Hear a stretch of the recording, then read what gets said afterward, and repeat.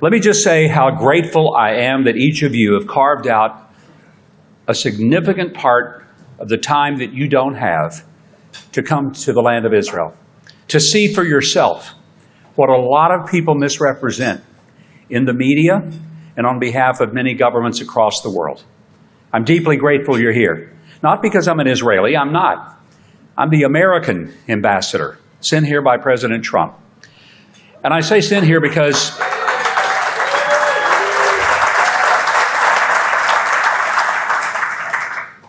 President Trump does not ask you to do something. He tells you you're going to do something. And a few days after the election, I got a call, and it was from him. I'd never had a conversation with him about coming here. I've never asked for this job. I knew there were some people who had mentioned to him, but that didn't mean much. I was quite comfortable living in the private sector.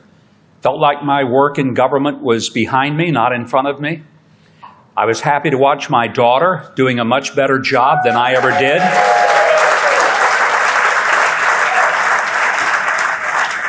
She told everybody, I just want to be a better governor than my dad. To which I would say, it's a low bar, kiddo. I think you've crossed it already. But the president called, and quite frankly, if he'd asked me to do anything else, I would have told him no. I had no interest in living in the crazy city of Washington, D.C. I mean, no interest at all. I had no interest in babysitting some bloated government bureaucracy and being a cabinet secretary. I would have told him no. But he asked me, no, he told me that I was the ambassador here. And for me, it was an Isaiah moment. Here am I, Lord, send me. And I have never been in a place that I feel so incredibly at home and at peace. My first trip here was in 1973. I look around the room and I realize most of you weren't born then. I was 17. It was between my high school graduation and going to college. A friend of mine and I, we came all over the Middle East, to Syria, to Lebanon, to Turkey, to Greece, to Cyprus, to Jordan. Israel was one of the places we came. In 1973, Israel was a sleepy little country. Its economy was pretty much socialist. It was struggling. It was not this incredible startup nation that you have seen it to be in your trip here. And it was still trying to get its footing in the world. And it wasn't the landscape, it wasn't the dynamic of it at that particular time, but there was a connection that I felt from the moment I got here. And I would describe it this way. It was not geopolitical and it was not socioeconomic, it was spiritual. And that connection for me was something that drew me like a magnet. And for 52 years, I'd been coming to Israel. Starting in 1981, I started bringing groups of people, formed a tour company, had to suspend it for a while when I was in government, then picked it back up when I left the governor's office. I brought tens of thousands of people here over the years. I'd been here over 100 times in the 52 years. So when the president asked me to come, I said, you know, it's the one place in the world I won't have to get a tourist map to find my way around. Typically, my wife and I would come, we'd spend a couple of weeks, we'd go home. We'd come back with another group, we'd spend a couple of weeks, we'd go home. One night after we'd been here for several weeks, we looked at each other and said, you know, normally after a couple of weeks, we go home. This time, we are home. This is home for us as long as two things. The president is happy with the job I do, and that I don't wake up one morning and read his tweet where he's told me that I'm fired and please get my rear end back to the United States, which is always possible. As you know, the president is famous for firing people on Twitter. So that is my first act every morning. Look at his Twitter account, see you in social media, and see if I'd go to work today or start packing. So far, I keep going to work. The reason I want to say thank you for coming is because Israel right now needs all the friends it can get, and it doesn't need any more enemies. And a lot of the enemies that it has are irrational enemies. Enemies that don't understand it. Enemies that accuse it of things that simply are not true. This is a nation that is the most resilient I've ever seen on earth. It may sound a little bit this afternoon as if I'm almost speaking on behalf of Israel rather than the U.S., but I want to explain that part of my advocacy in our relationship is because if you came to my house tonight for dinner, and you came in and you said, "Oh, Mike, we like you. We really think the world of you. We just enjoy being with you. So excited to be here with you and have dinner with you. But your wife, we can't stand her. We don't like her a bit. I hope she's not going to be at the table." I would say, well, she will be. You won't be. Get out. Because if you were to insult my partner, you have insulted me. You have said to me, I made a terrible choice. You have said to me that the person that I chose to spend the last 51 years in marriage with is a person that you have no use for. And it would not be a compliment that you said you liked me. It would be an insult that you chose to disparage the person who is my partner. The United States across the world has a lot of friends. We have a lot of allies. But we only have one partner. Let me explain what I mean. The one partner we have, which is Israel, is a relationship like no other. Most Americans don't really fully appreciate or understand it, but the levels that we share with the Israelis on intelligence is seamless. It would scare some of you to know just how close the relationship is. What we share in military hardware and understanding, mutual defense interest, is astounding, unlike any relationship we have with any other nation on the planet. But more than just the intelligence and the military hardware, what we really share is a value system that is the essence and the foundation of Western civilization. Both of our nations, founded by those who were willing to risk their very lives to have religious freedom for their families and to live with free speech, the freedom of movement, and the capacity to associate with whomever we wish. It is founded on a Judeo-Christian foundation that is unique to this incredible partnership that we have. And that's why I come here today with a deep, deep sense of gratitude for your coming, because nobody had to tell you what you saw. Nobody had to tell you what you heard. Nobody has to interpret for you what Israel is, because now you have been here. You've seen it with your own eyes. You've listened to the people with your own ears.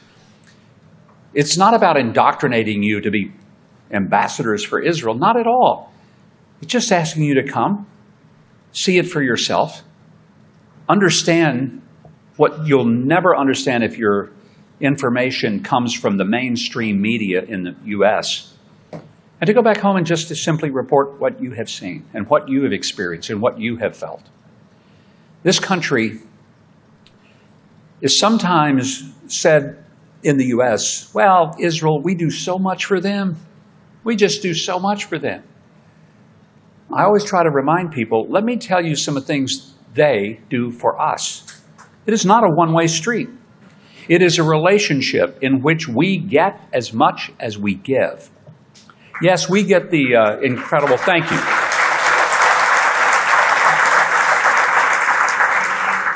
We certainly get the benefit from their intelligence. They get the benefit of ours. We get the benefit of some of the things that they innovate for defense mechanisms.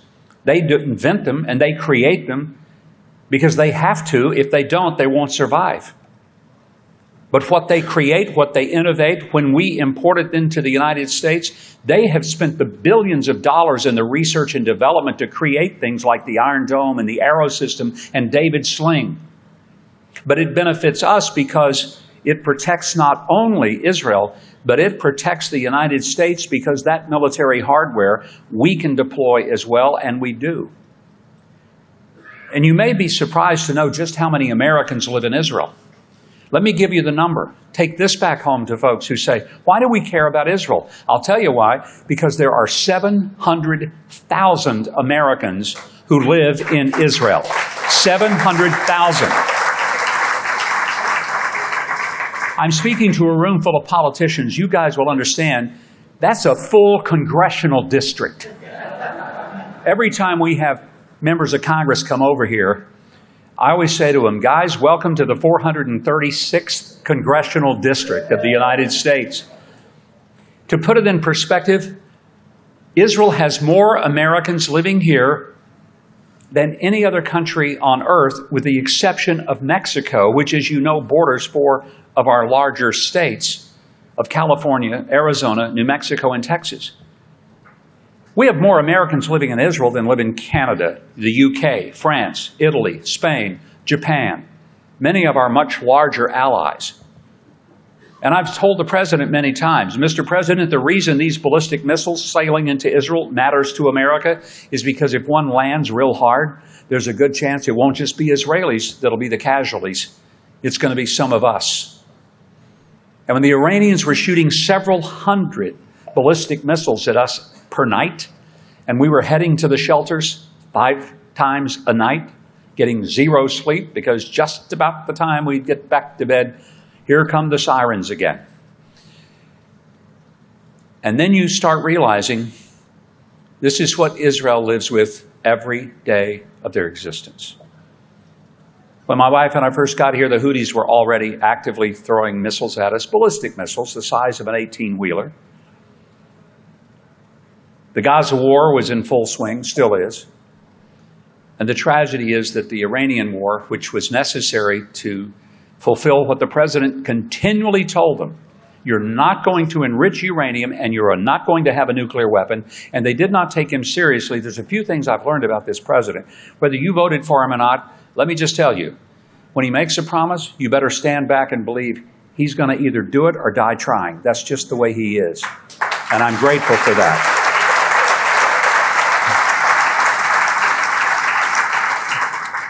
The land of Israel is truly a friend of America in so many ways. It's not just military and intelligence. It's not just the technology that we enjoy.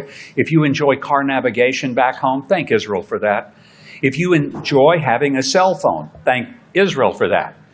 If you've had a family member that has had robotic surgery or that swallowed the little pill that went down into their intestines and let the doctor see inside of them, thank Israel for that.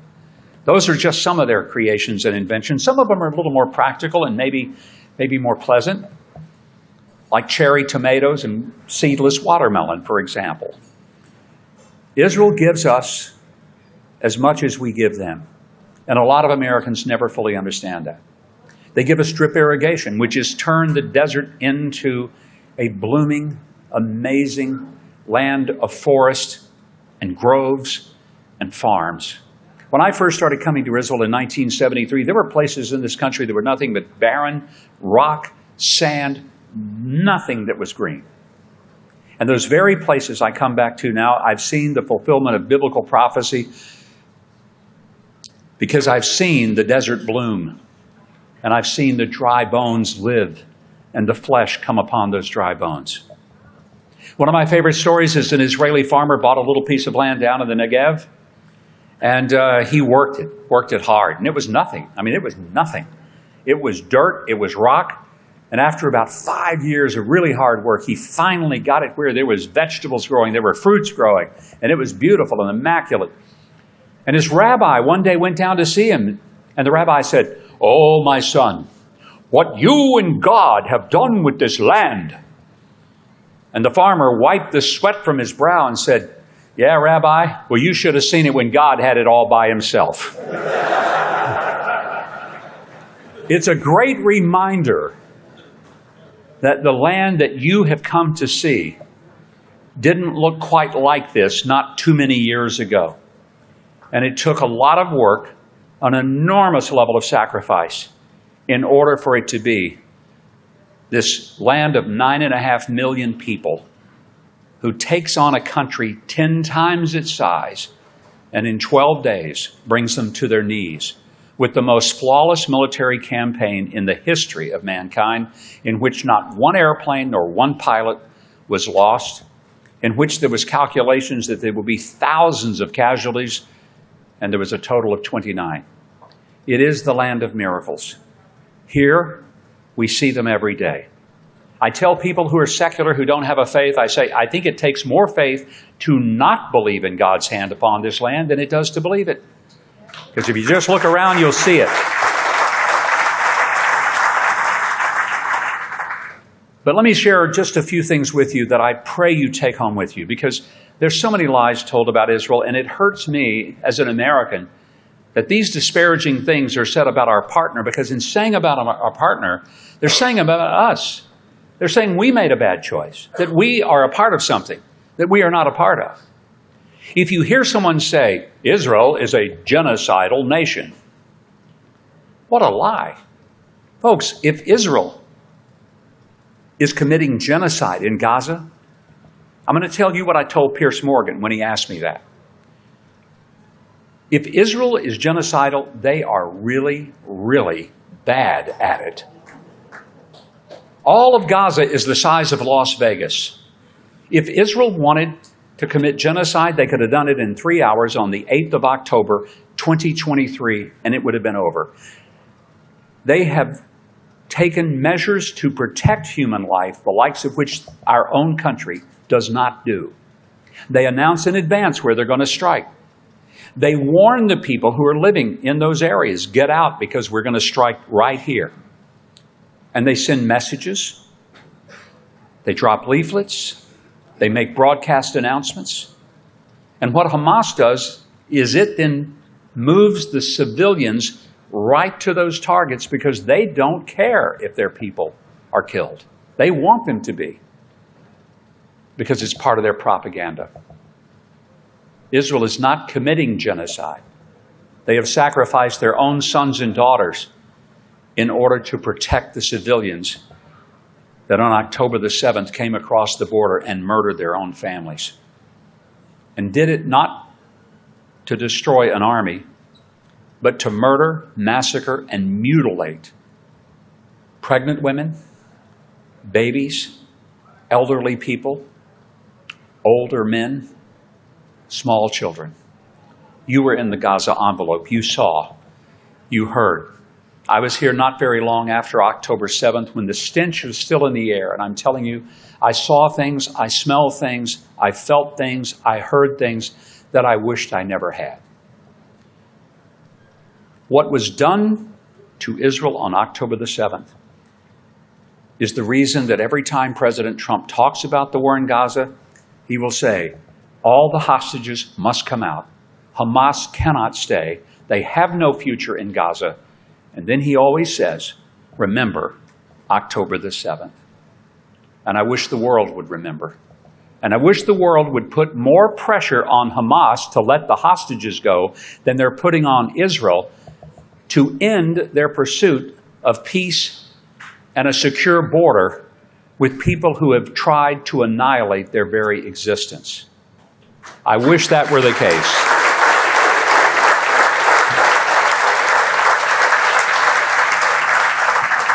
You may hear it said that Israel is an apartheid nation. What a lie. And if anyone really wants to just test that, I would just suggest go to Hadassah Medical Center at Ein Kerem in Jerusalem. Because if you walk into Hadassah, you're going to walk around and you're going to see that there are Arab doctors and there are Israeli doctors and they're working side by side. The head of the department might be Arab. Might be Israeli. Could be Muslim, could be Jew, could be Christian. Nobody cares. Nurses, side by side, Israeli, Arab, Jew, Muslim. Patients, not separated by whether they're Palestinian or separated by whether they're Jew. They're walking around together. They're sitting in the same waiting rooms. They're being treated by the medical staff and the support staff. You can't tell who's who because it doesn't matter. It is a place for people to be healed. And there is no apartheid. This is a lie. And it's a terrible lie that is inflicted upon the people of Israel. You will hear things that Israel is enjoying the war. They want to keep it going. I hear that from people who should know better. Whatever you think about the Prime Minister or the way in which the Israeli government is currently prosecuting the war, let me just say this to you. The U.S. representative from Israel, Israel's ambassador to the United States, Ambassador Leiter, wonderful man. His son was one of the first casualties in Gaza. Ron Dermer, who is the closest minister, the Minister of Strategic Affairs, closer to Prime Minister Netanyahu than any other member of his inner circle, has 2 sons fighting in Gaza right now. If I go to a meeting at the Prime Minister's office and he has the top 8 people of his cabinet, of his administration, of his office sitting in the room, at least half of them have sons or daughters that are fighting in Gaza right now. It is an insult to them and to everyone else to say that the Prime Minister wants the war to continue. He wants to end it. He wants the hostages to come home, all of them to come home. But he wants Hamas to know they didn't win. Because if Hamas thinks they win, there'll be another October 7th, and then another, and then another. And instead of 250 hostages, there'll be 2,500 hostages. And the living hell that these families have been through will be now the sad walk of many, many other families, not just in Israel, but in the United States and across the world. Because when Hamas came over and started murdering people and kidnapping people, they did not check their passports. And that's why there were a number of Americans murdered, a number of Americans held hostage, 2 deceased Americans still in Gaza right now, Yitej Chin and Omar Nutra. Their families want their remains back to give them a proper burial, but Hamas continues to hold them. And for what purpose? Why do you hold the bodies, the remains of young people who have died? Because you don't care. That's where Israel is. And sadly, some of the European nations have decided that they're going to put pressure on Israel. They'll say, well, Israel ought to be feeding all the people in Gaza. Are you aware that Israel has sent over 2 million tons of food into Gaza already? And by the way, when I'm interviewed and I'm asked this question about the whole humanitarian effort, I just want to ask, and I do every time, just name for me, in the history of mankind, one country that was the country attacked and was expected to feed the country that attacked them while the war was still going on. Name one. You know what? You can't, because it's never happened. More food has gone into Gaza than in any war zone in human history. So why is it even possible that people could be hungry? I'll tell you why. Because Hamas steals 99%. That's the figure that the World Food Program, which is run through the United Nations, that's their number. I didn't make it up. It's not Hamas's number. It's not the number that their enemies give. It's the number they give themselves. The overall United Nations effort, 93% of the food that they send in is looted or stolen. By whom? Mostly by Hamas, because they take it, they warehouse it, they eat plenty of it. Look at any of them. They're well fed. Our hostages aren't. And then what you find out is that they take the food, they warehouse it, and then they sell it to the people who are supposed to be getting it in a humanitarian effort. And last year they made $500 million selling humanitarian food, with which they paid their terrorists, they built bombs, they bought bullets in order to kill more people. And that's why this war has continued on. So when people pretend that there needs to be something done, I will tell you, yes, there does need to be something done. Hamas needs to be defeated. It needs to go. And Israel needs to have a night's peace without a siren. That's what needs to happen. And I hope you go back.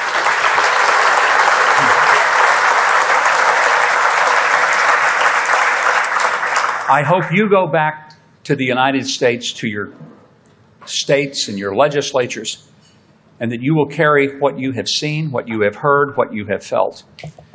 I'm not asking you to become a flag-waving Israeli ambassador.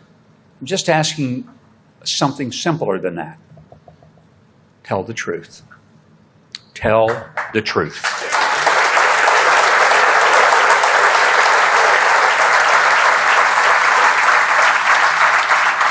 I hope this trip has been a highlight of your life, but for those of you who have been here and this is the first time, the one promise I'd love for you to make is this: it won't be your last time.